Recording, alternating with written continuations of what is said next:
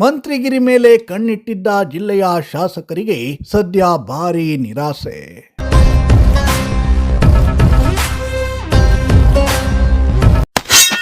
UT ಖಾದರ್ಗೆ Uttara Kannada ಜಿಲ್ಲಾ ಉಸ್ತುವಾರಿಯ ಜವಾಬ್ದಾರಿ.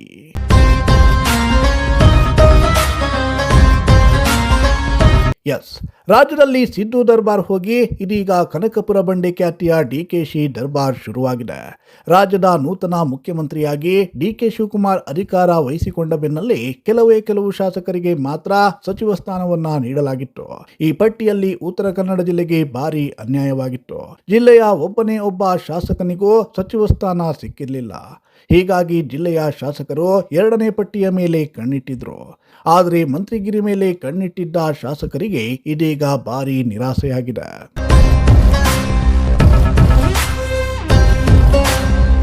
ಹೌದು, ಇನ್ನು ಸಚಿವ ಸಂಪುಟ ವಿಸ್ತರಣೆ ಕಗ್ಗಂಟಾಗಿರುವ ಹಿನ್ನೆಲೆಯಲ್ಲಿ ಮುಖ್ಯಮಂತ್ರಿ ಡಿಕೆ ಶಿವಕುಮಾರ್ ಅವರು ರಾಜ್ಯದ ಸಚಿವರಿಗೆ ಮಳೆಗಾಲದ ತುರ್ತು ಪರಿಸ್ಥಿತಿ ಮತ್ತು ಪ್ರವಾಹ ನಿರ್ವಹಣೆಗಾಗಿ ತಾತ್ಕಾಲಿಕ ಜಿಲ್ಲಾ ಉಸ್ತುವಾರಿ ಜವಾಬ್ದಾರಿಯನ್ನ ಹಂಚಿಕೆ ಮಾಡಿದ್ದಾರೆ. ಉತ್ತರ ಕನ್ನಡ ಜಿಲ್ಲೆಯ ಉಸ್ತುವಾರಿಯಾಗಿ ಯುಟಿ ಖಾದರ್ ಅವರಿಗೆ ಜವಾಬ್ದಾರಿಯನ್ನ ನೀಡಲಾಗಿದೆ. ರಾಜ್ಯದಲ್ಲಿ ಮುಂಗಾರು ಮಳೆ ಚುರುಕಾಗಿದ್ದು ಹಲವು ಜಿಲ್ಲೆಗಳಲ್ಲಿ ಅತಿವೃಷ್ಟಿ ಹಾಗೂ ಪ್ರವಾಹದ ಭೀತಿ ಎದುರಾಗಿದೆ.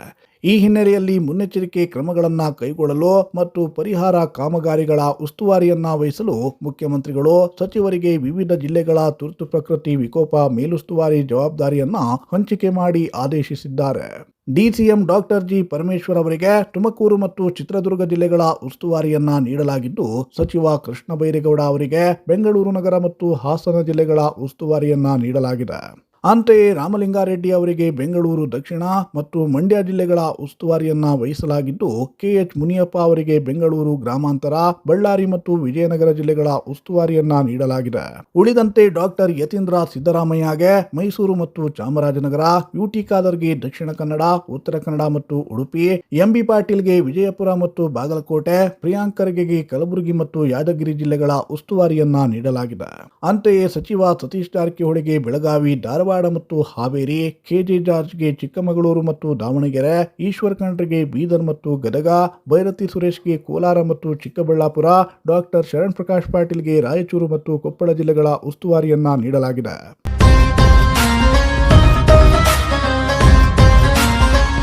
ಅಂದಹಾಗೆ ಇದು ಪ್ರಕೃತಿ ವಿಕೋಪ ಪರಿಹಾರ ಕಾರ್ಯಗಳ ಸಮನ್ವಯಕ್ಕಾಗಿ ಮಾತ್ರ ಎಂದು ಹೇಳಲಾಗಿದೆ.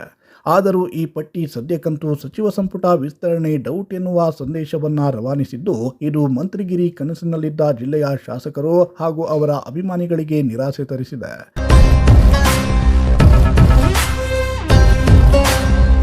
Bureau report, Sirsi news.